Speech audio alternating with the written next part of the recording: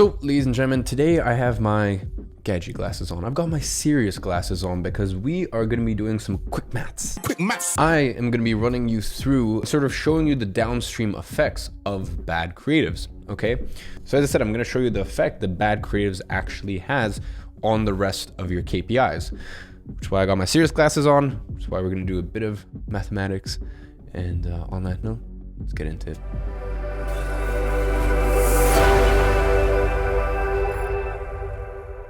So in today's teaching, we are going to go over why you should care about creatives, what sort of differences can creatives make, how creative can you actually get with your creatives, and sort of our method to come up with angles on the spot, how often you should think and create new creative / angles, and then examples of good versus bad creatives. So why should you care about creatives? Well, at my agency, we're not a creative agency, even though that's actually how IAG Media started, and that's pretty much its roots. For the first year and a half, I was a creative agency where I would go out, do content shoots for clients, and then sort of curate and edit the content. And then I would distribute on socials and grow their social platforms. Anyways, most of you guys know a little bit about my story and know that that led to me having the issue of not being able to show any discernible ROI. And then from there, kind of pivoting to having an advertising agency.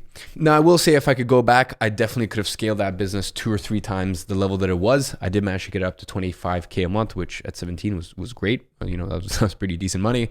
But if I even knew the things that I'm going to show you here in terms of showing like, hey, this is the downstream effect of bad creatives, then I probably could have sold it a lot better to my clients. But that's not really the purpose of today. The purpose of today isn't to show you that basically how to sell your creative services. It's just more as, from an advertising perspective, what effects does it have? Because I've mentioned many times by now, every single one of us is on a level playing field, okay? This means we all have access to the same tools on the ads manager, the same audiences, and pretty much we can do everything, there's a level playing field inside the ads manager. But like is reflected in pretty much every aspect of life, there are some clear winners and some clear losers, okay? First things first, let's talk about market message, because one of the biggest things that differentiate the winners from the losers in marketing is the market message. Now, the market message is how you choose to communicate with prospective customers. It is the idea behind the copy, the idea behind the image or video, and the idea behind the funnel. You see, every product that sells has a group of people willing to buy. This group of people buy from them not only because their product, but also because how it is branded. If the message speaks to them and they feel like they've been spoken to, they will most likely buy from them. Now, really the main point that I want to get across here is that one of the most important things in marketing in general is the angle, okay? It's the way you communicate, and more specifically, in our marketing world, this means the copy written, or for example, the images or videos that we run, as well as the funnel. Now, if what you write is in line with what your target audience has in mind, then you're in a good spot. Okay, you see, people will resonate with the product. They will know it's right for them, and they can even feel identified with text and images, almost as if they were written precisely for them. Now, of course, a lot of these processes are actually subconscious. As you guys saw in the copy module, the way you write is very important. It has to be precisely calculated. The angle that you use, the words you choose, the length of the text, the colors, the emojis, everything enters to play. Now, real quick, let's talk about the click-through rate. Because to see a definitive proof of the impact that your copy and marketing creatives have, you will need to look at CTRs. Now, CTR stands for click-through rate and is one of the many metrics that Facebook uses to determine the effectiveness of your ad. Now, in sort of simpler terms, CTR is the amount of people that click your ad out of 100 in percentage. So if your CTR is 1%, that means that out of 100 people that view your ad, 1 person actually clicks it. Now, another very important metric in terms of how good the ads are is CPM. Okay, and CPM actually stands for cost per 1,000 impressions. In other words, it also tells you how much you're paying Facebook for them to show your ad to 1,000 people. And by the way, reason it's cost per 1,000 impression, but they call it cost per milli or mile or something like that. Anyways, this is pretty much how the formula looks. CPM equals ad spend times 1,000 divided by impression. Now, let's just use an example here. Let's say you have 3,000 impressions, okay, and your ad spend is $20. Now, if we plug in the numbers in the formula, we would get, quick maths, $6.66, right? Basically just divided by 3. Now, if our ad spend had been $30, it would have been $10 and so on, because we would have reached 3,000 people. So that would have meant that $10 per 1,000 people that we had reached. Now, what sort of differences can creatives actually make? Well, we've already established what these two metrics are, okay, CTR and CPM. So let's see how they can relate to the creative itself. CTR is directly correlated with how good your ad is. For example, a great ad will make 3 out of 10 people click, on average. All right. Also depends on whether it's retargeting or cold, but just go with it, right? Meanwhile, a decent ad or a mediocre ad, out of 100 people will get 1 person to click, and then a bad ad will only get like a 0.3 or 0.5 out of 100 people to click. Now, doing some pretty lazy mathematics and not taking into account other variables that come into play that we will touch on very soon, this almost means that a good ad will make 3 times more money than a mediocre ad just as a function of the CTR, okay? Because there's 3 times as many people getting into the funnel, whether that's an e-commerce store, info funnel, lead page, squeeze page, tripwire, whatever it is. Now, with similar logic, if you're paying Facebook $12 in CPM and someone else is paying $6, then your ad will be shown to half as many people. And with the same lazy mathematics, this means you'll be making half the money that the other person is making. Now, where it starts to become interesting is when you look at how the two metrics dance with each other and interact with each other, okay? So let's compare 2 scenarios. In scenario 1, you are very good with your ads and you're getting a 3% CTR. People really like your ad. And what that is doing is people, Facebook is actually seeing this, right? So Facebook likes the fact that people like your ad, and Facebook gives you a CPM of $6 because, all of these metrics and all these KPIs, they actually dance with each other. They're not isolated, okay? So when you have a high CTR and when you've got good engagement on the ads, you're actually going to get a lower CPM as a function of it. Now, let's say with scenario 2, you're not doing great with your ads and luck really isn't on your side. So your click-through rate is 1% and Facebook is giving you a CPM of $12 because these two metrics are directly correlated by one variable, okay, which is impressions. Now, this actually means that things compound. In scenario 1, you're getting 3 times as many people to click and your ads are actually being shown to twice as many people. This means that at the end, 6 times as many people are going through to your funnel. Now, this is massive. And in the end, it's what differentiates good agencies from bad ones. Okay, so you better make sure you're on the right side of this play. Now, you have to take into account that these numbers only translate into sales or leads if the conversion rate of your funnel holds up, okay? Now, to make things even more crazy, if you improve these metrics, but you also improve the conversion rate of your funnel, it compounds even further, okay? For instance, let's pick the last example again and the last scenario again.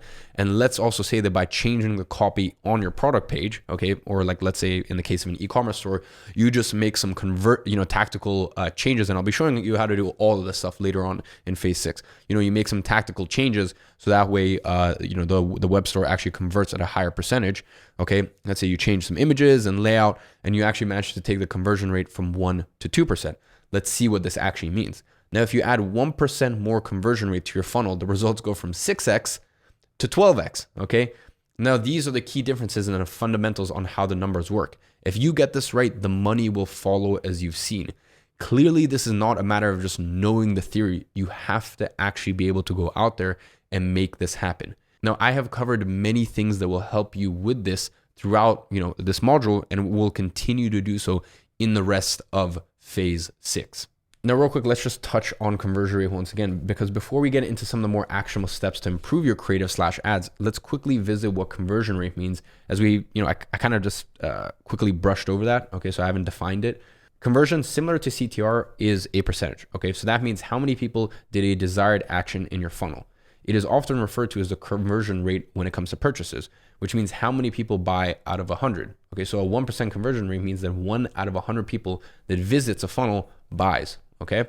Now, this is outside of the control of the ads and the ads manager, although that's not exactly true, I guess you could say, because look, here's the truth. If you send people to a website that is totally different from what is offered in the ad, conversion rate will take a hit. And at the end of the day, you can send tons of traffic and get a high click-through rate and a low cost per click. And actually, I haven't touched too much on that, but whatever, we'll get onto that.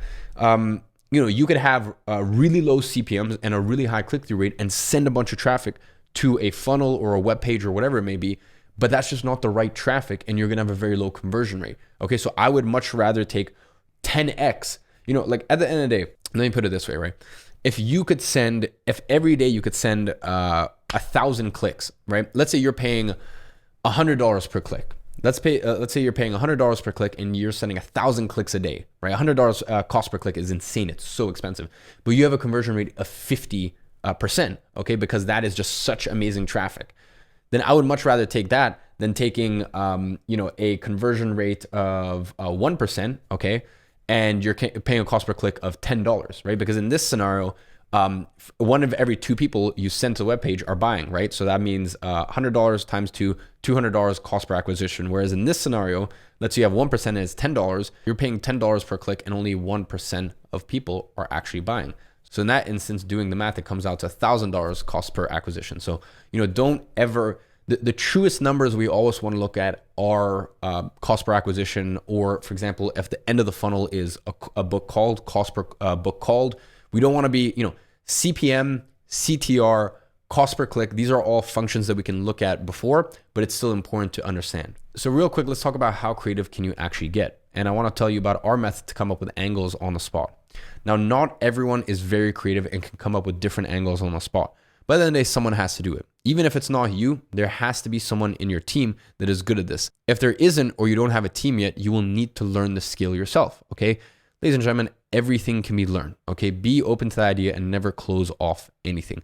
I can't count the amount of times I've seen people closing up to new concepts because they label themselves as incapable from the get-go. Things like, whatever, I'm not good at math, or I'm not good with computers or tech. I'm not good with language. Now, I'm not going to deny that there are some things that will be more difficult for you than others, but a lot of time, the mere fact that you close up to new concepts is the reason why you are not good at them in the first place.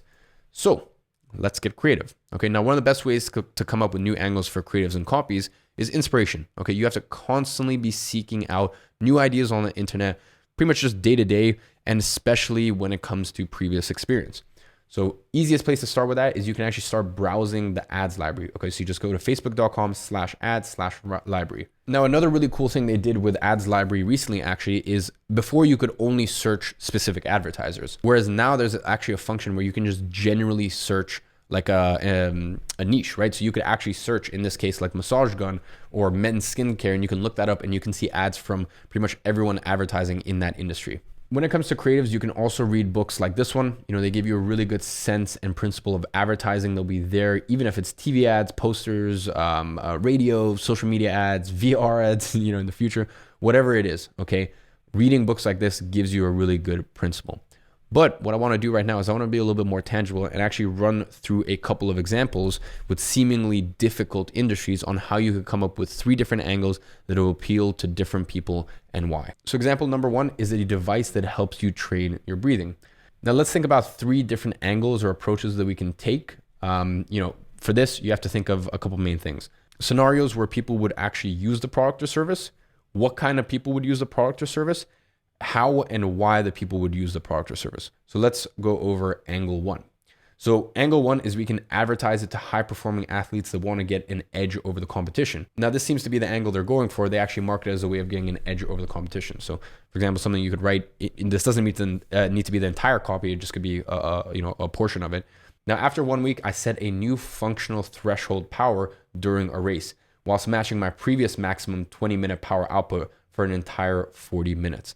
So what you can do here is you can actually appeal to this kind of audience with an angle that mentions competition and how top athletes use the device to train their respiratory system. And you can have many sub niches that will count as different angles as well. For example, specifically appealing to track runners, saying that it can help with their max VO2, or cyclists or other people sort of in that sphere. Now here's another angle that you could take. And this is actually to biohackers that care about their well-being.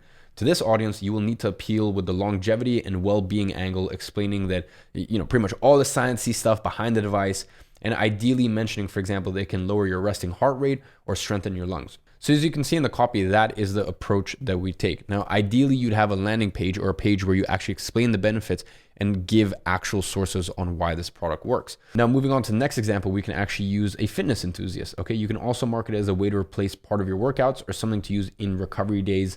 No one can go full blown all out every single day. So, you could use this as an angle for like a active recovery kind of day. Okay. Here's an example of what the copy would say: boost your recovery, improve muscle oxygenation from the comfort of your own home with only 20 minutes a day, and speed up recovery while improving relaxation at the same time. Now, something that would be great while using this angle is you could actually write an example workout and progression of the workout over time. Now, another angle you could take is to target it towards people who have asthma. Okay. For people that suffer from this conditions, you'd have to angle specifically at the condition and explain how it helps. Adding testimonials of people that were benefited from the device is very important. Also, adding science backup is a must, as people that have specific illnesses are very aware about them and their mechanisms of action. One final example, you could do something along the lines of COVID, okay? So for the sort of health aware population, you can angle it as a way to strengthen your lungs. So that way they are better equipped when they face adversity, illness, et cetera, et cetera. So those are just 5 angles and 3 actual copy examples. Well, that's not the full copy I would use, but just to give you an idea of how we would actually market this thing. Now, let me give you another example. This right here are sun protective clothing. Now, there's a few different angles. The first angles is geared towards people that live in very sunny weather. In this case, you'll need to focus on the sun protection side of things, but most importantly, mention everyday activities they can relate to and how the product is useful for them. Okay, like just simple things, going to the store on a sunny day or just going to the beach, okay? Now, angle number 2, as the main feature of this product is its sun protection. The second angle can be geared towards skin cancer, okay? This can have 2 approaches, one more fear-based that explains that skin cancer is really bad, or one that's more preventative that doesn't go in depth about skin cancer itself, but how the product helps prevent it. Okay. Now you can angle it as something like, you pose the question of, do your clothes need sunscreen as well? Because here's the thing, it is clear that the target is someone concerned about the sun, as it assumes that they only use sunscreen on their skin. Now, quick little side note, I don't personally think that sun causes skin cancer. Do your own research on the matter. Don't use Google because it won't actually bring up any factual results. But what would get the most amount of clicks, that Google is very, very skewed. But yeah, just a little side note, I don't actually believe that sun causes skin cancer. Now, another angle that you can take is fishers. Okay, so for fishing as a hobby or job, one of the main things that you will need is to be in sun for the extended periods of time, sometimes even on average 6 hours a day. So you can use this for this angle and use their own lingo on the creative, for example, showing boats and fish and people using the clothes while fishing. Now, another example or another sort of angle is outdoor sports and adventures. For example, beach volleyball, surfing, trekking, show more active stuff, talk about the piece being breathable and the added benefits of sun protection. Now, I could go on and on about angles for this products or any other for that matter. Remember that you want to think about the people and their interaction with the product. You can also combine some of the angles and create new ones that appeal to a broader audience. Now, this is very useful when you're dealing with extremely niche audiences that are very small. Although there's a few niches that I believe are too small, believe me, we've worked with some of the weirdest niches and there's people out there for every product. Now, you might be wondering, how often should you think and create new creative / angles? And the very short answer is when they stop working, okay? And this opens up a broader conversation of strategy in general. Now, I'm going to go more in depth about this after we've explained how to launch ads and manage them. But as a rule of thumb, remember that you don't touch what is working, okay? In business, in life, and especially when it comes to running ads. Now, this doesn't mean that you should just wait for everything to go to shit and break before you try new ads. You want to have an active approach to it, okay? There's another rule, and that is that everything, no matter how good your ad is, will one day die, okay? Everything starts to deteriorate. Everything starts to decay. So it could last you a week, a month, or hell, maybe even a year, but they will die at some point. And if you're not ready for it, you will have to pay the consequences, literally, as you'll lose money on the ads and potentially money on lost returns. Now, how do you actually front run, this inevitable demise? Simply, you try ads as often as you can. Now, in the agency, we actually refresh our ads every month for retargeting. And when it comes to cold, we test new ads approximately once a month and put in the testing campaign, although we do it more often with clients that can provide creatives faster. So this could mean, once every 2 weeks. Now, to be very specific, testing new angles means testing new ideas, new copy, new images, new videos. Now, I will go in depth on how to actually structure these tests on the ads manager. Now, before that, what you'll need to have ready when you're going to test is a new batch of ads. Now, this could be 1 and up to 4 at a time. Now, at the bottom of the plug and play for today's module, Science Behind Creatives That Sells, you will actually find a separate plug and play that you can open. And in that, apologies, it's not actually been formulated on the page yet, but I'm going to give you some examples of good and some examples of bad creatives. So these are just some tangible examples.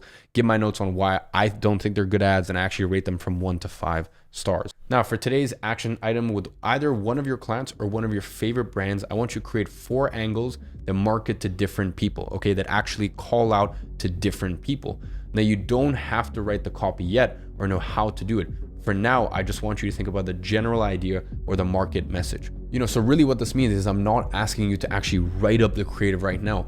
All I'm saying is I want you just to think about the angle. The examples I gave you before of the angles, I want you to think of angles and just create 4 subsections of people that you would target, and actually write that out.